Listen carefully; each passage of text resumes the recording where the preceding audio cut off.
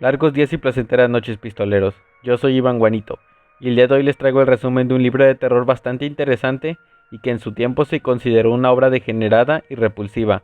Estoy hablando del Gran Dios Pan de Arthur Machen, novela publicada en 1894 y que está compuesta por 8 capítulos que, aunque parecen independientes entre sí, comparten algunos de sus personajes.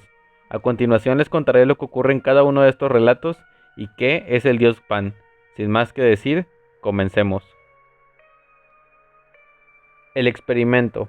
La primera historia nos lleva con el señor Clark, el cual es elegido por el Dr. Raymond para ser testigo del extraño experimento del Dios Pan.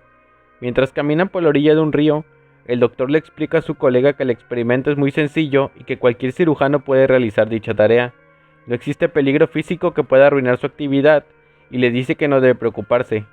Raymond agrega que tiene más de 20 años de experiencia en la medicina trascendental y que si bien le han llamado curandero y charlatán, desde hace 5 años que había logrado su objetivo y cada día desde entonces había sido una preparación para lo que harían esa noche. Clark insiste y le cuestiona si todo aquello de lo que habla no es más que una fantasía sorprendente de su mente, una simple visión, y un colérico Raymond le contesta que mira a su alrededor, las montañas, el río, los animales, el cielo y la tierra. El doctor le asegura que todas esas cosas son la visión, una fantasía que oculta la realidad. Había un mundo real que estaba más allá de esa visión, que Clark pensaba era la realidad, y le promete que si el experimento salía bien, podrían ver esa realidad. Una mirada por debajo del velo que lo cegaba. Clark le hace saber que todo aquello es maravilloso, pero le cuestiona sobre si es necesario el bisturí. El doctor explica que es necesaria una pequeña incisión en la materia gris, una operación en una parte del cerebro que el 99% de los cirujanos ignora. Explica que con un pequeño toque puede modificar la capacidad sensorial del sujeto de prueba y permitirle ver a través del velo que al ser humano se le presenta como realidad. El sujeto de prueba sería una chica de 16 años llamada Mary. Clark no está convencido de que la chica sea capaz de resistir el experimento, pero Raymond le hace saber que ella está dispuesta. Él la había salvado cuando la encontró en estado de inanición junto al arroyo, y por lo tanto la vida de la chica le pertenecía. Cuando llegan al estudio del doctor, este comienza a mezclar sustancias en unos frascos y a ponerlos debajo de un fogón, donde un humo de olor particular comienza a invadir la sala. La habitación está rodeada de libreros, y en el centro había una mesa de roca donde Mary estaría atada. Clark se sienta en un sofá mientras espera que Raymond prepare el experimento. El humo sirve como una especie de droga que lleva a Clark a un recuerdo, cuando de pequeño paseaba por el bosque, un bosque soleado y lleno de fauna, con el olor del incienso que lo mandó en primer lugar ahí. Todo era una fantasía hermosa, hasta que comenzó a escuchar una melodía que silenció todo lo demás. Clark se dio cuenta de que todo lo vivo se había ido, solo estaba el bosque, y camina por un sendero hasta que se topa con una presencia que no era un hombre ni una bestia, ni muerto ni vivo, era la forma de todas las cosas, pero desprovisto de forma. Después, Clark despierta de súbito. Lo primero que Clark vio fue a la chica en la mesa, la cual le decía al doctor que confiaba plenamente en él y que lo amaba. Después el doctor le puso una sustancia en la nariz para dormirla. Hecho esto, se acercó a ella para raparle una parte del cráneo y después, usando un bisturí, hizo una pequeña incisión. Todo esto en menos de 5 minutos. Después vendó la herida. Despertaría en unos minutos. Cuando Mary despertó, los dos sujetos pudieron ver como una expresión de asombro invadía su rostro, pero entonces del asombro pasó al horror, cuando la chica comenzó a gritar y a sacudir sus brazos y piernas espasmódicamente. Después cayó al suelo y perdió el conocimiento. 3 días después, Raymond llevó a Clark junto a la chica, que estaba en cama y giraba la cabeza de un lado a otro distraídamente mientras sonreía. El doctor le dice a Clark que en efecto había quedado idiota y que no había podido evitar esto. Sabía que ocurriría, ya que después de todo, ella había visto al gran Dios Pan. Memorias del señor Clark. El señor Clark siempre fue una persona en la cual se mezclaba tanto la cautela como la curiosidad.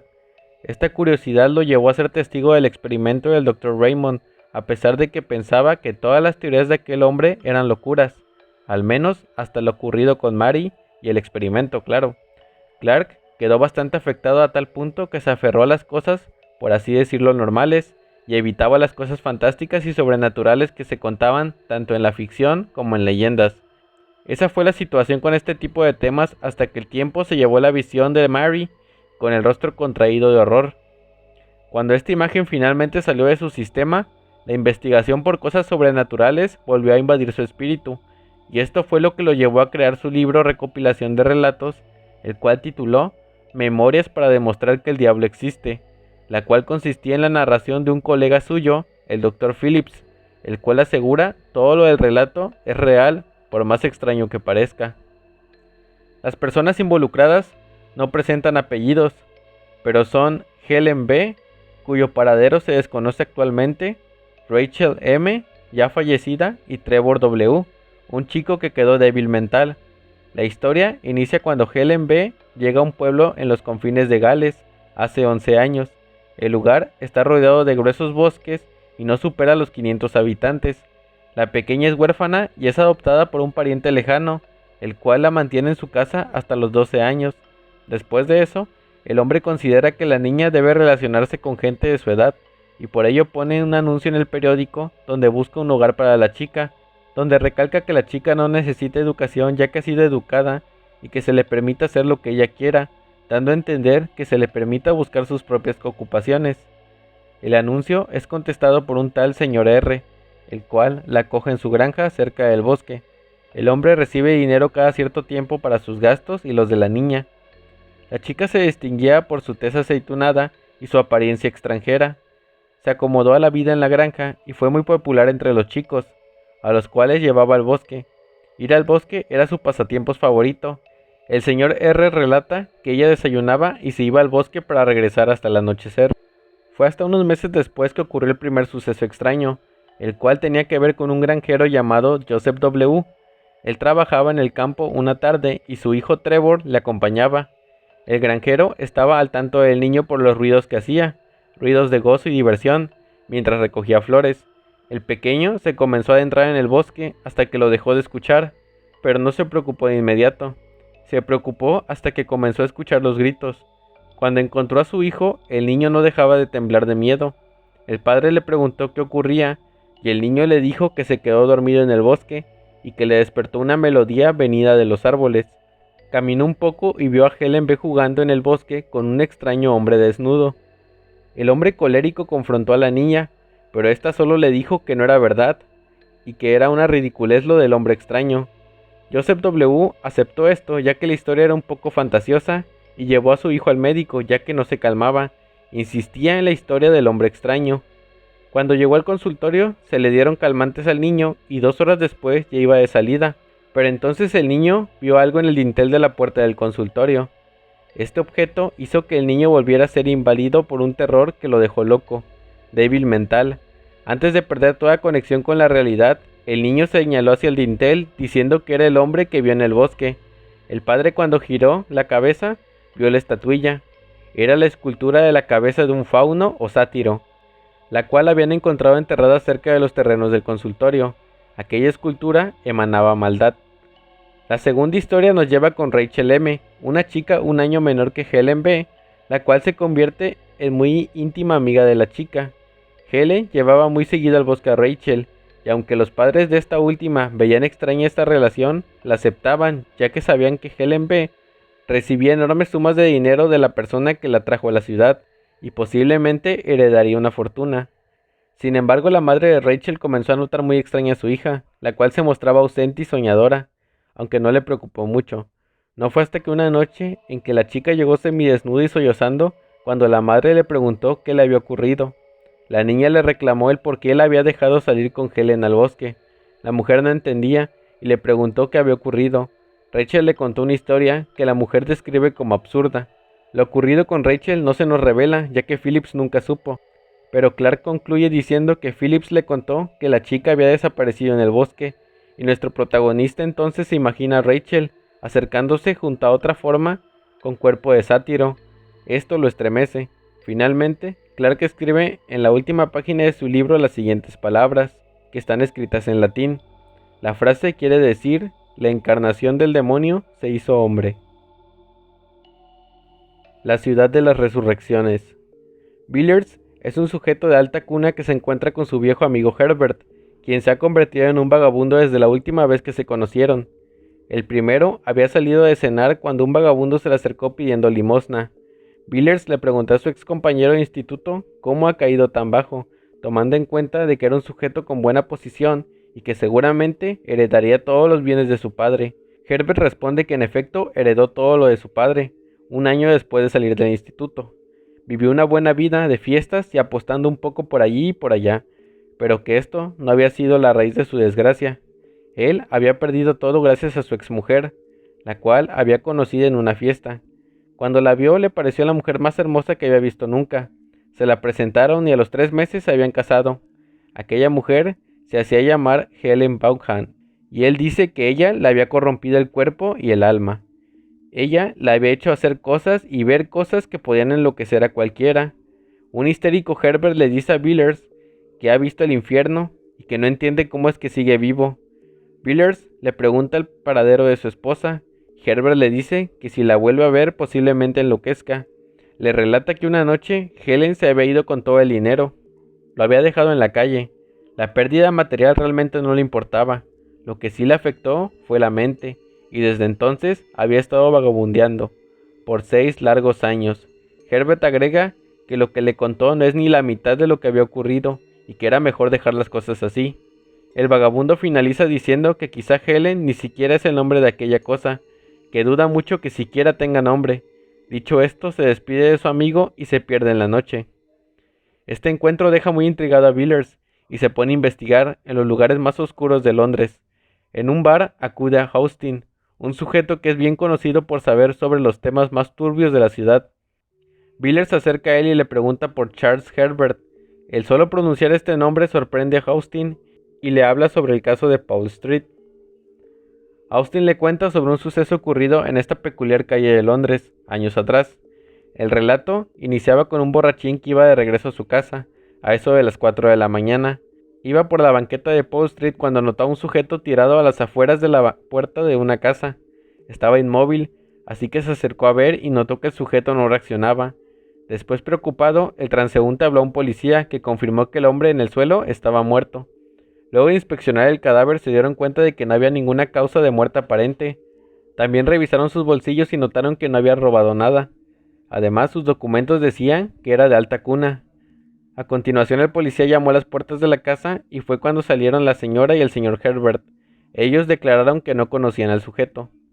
Alrededor de la casa se comenzaron a congregar los vecinos, que no dejaban de murmurar lo extraño que eran los Herbert, y que nadie se acercaba a esa casa nunca. Había algo malo con ellos, pero nadie sabía decir qué. La policía no presentó cargos contra la pareja, ya que no habían pruebas de nada, ni de veneno, ni agresión, nada. Austin entonces agrega que tiempo después habló con el forense que le hizo la autopsia al cadáver, y se enteró que la causa fue que murió de miedo. El sujeto había visto algo dentro de la casa que lo había perturbado tanto que el shock lo mató. El relato de Austin finaliza cuando le dice a Billers que si bien intentó investigar sobre el pasado de Helen, la mujer de Herbert, no encontró nada, solo que era huérfana, y que cuando la gente la vio en los tribunales, muchos dijeron que si bien era hermosa, al mismo tiempo parecía la mujer más horrible del mundo. Había algo en ella que causaba una inquietud aterradora. El descubrimiento de Paul Street. Meses después del encuentro con el señor Herbert, Billers fue en busca de Clark, el cual conocía por su criterio muy centrado y esperaba encontrar alguna especie de consuelo con él. Lo que ignoraba es que Clark estaba tan traumatizado como él. De hecho, la noche que fue a visitarlo, Clark estaba luchando por no acercarse más a su libro sobre memorias para probar que el diablo existe. Billers le pide su consejo sobre un asunto que describe como muy extraño, y comienza a contar el encuentro que tuvo con Herbert, la sorpresa que le ocasionó ver a su ex compañero como un vagabundo, la historia que éste le contó sobre cómo una mujer había corrompido su cuerpo y su alma, cómo le había abandonado y dejado en la miseria, y el horror con el que describía las cosas que vio. Clark le pregunta si no será solo la historia de un matrimonio apresurado, y Clark le dijo que no, que él vio los ojos de Herbert y veía verdad. También le relató la historia que le contó Austin, el sujeto que habían encontrado muerto afuera de la casa de los Herbert y la extraña causa de la muerte del sujeto. Había visto algo en la casa que le había causado la muerte de una sola impresión. Billers también agrega que días después en un periódico apareció una esquela, era de Herbert, había muerto de inanición. Esto le había levantado curiosidad y había ido personalmente a la casa número 20 de Poe Street, donde Herbert había vivido. El rentero le había contado que nadie había habitado en la casa desde el incidente de los Herbert, así lo llamó. Billers entonces le pide la llave y se adentra en la casa muy entusiasmado, solo que este sentimiento solo duró pocos segundos. Una vez entró a la casa, un cansancio y una pesadez lo invadió. La casa le daba mala espina. Había algo en ella que tornaba el ambiente bastante pesado e incómodo. Lo describe como quedarse sin respiración. Todo estaba lleno de telarañas y polvo. Era algo que ya esperaba. Visitó la sala, la cocina, los dormitorios y finalmente el estudio. Ahí describe que la sensación de terror era aún peor. La habitación era grande y en un rincón había un montón de periódicos viejos. Billers entonces se puso a mover la papelería hasta que encontró un dibujo entre los periódicos. Esto lo dejó pasmado, y después de guardar aquel papel en la gabardina, escapó del lugar. Cuando salió, los vecinos le vieron extrañado. El aspecto que reflejaba su rostro era de verdadero terror. Muy apenas pudo regresar las llaves del rentero. Después de esto, había acudido a Clark. Clark entonces medita la historia e hipócritamente le dice que si bien la historia de la muerte del sujeto es extraña, la historia de su visita a la casa y el horror que sintió era meramente sugestión. Y ahora, sabiendo que Herbert estaba muerto, le pregunta dónde pensaba investigar. Billers le dice que piensa buscar a la mujer. Ella era el verdadero misterio. Clark quedó en silencio y entonces Billers saca de su bolsillo el dibujo que encontró. Clark lo vio y su rostro palideció, ya que ya había visto esa expresión del retrato dibujo. Era el retrato a lápiz de una mujer, y aquella mujer le recordó a Mary, la chica con la que había experimentado, solo que no era ella. Cuando Clark dio la vuelta a la hoja de papel, estaba escrito en ella Helen. Aquel nombre le recordó al de la chica en el relato de su libro Memorias para probar que el diablo existe, y sus sospechas se confirman cuando Billers le revela el nombre de la mujer de Herbert, el cual es Helen Vaughan. Clark, visiblemente perturbado, le dice a Billers que debe pensar las cosas y que tal vez pueda ayudarlo. Le pide que regrese en una semana. Y hasta aquí dejaremos este resumen. Espero que les haya gustado y que compartan este video. Arthur Machen es uno de los mejores escritores de terror de todos los tiempos y este es su relato más famoso. La meta para la continuación de este video son 100 likes.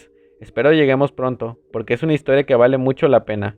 Los invito a suscribirse y dejar un comentario, dándome su opinión. Yo soy Iván Guanito y recuerden, hay otros mundos aparte de este.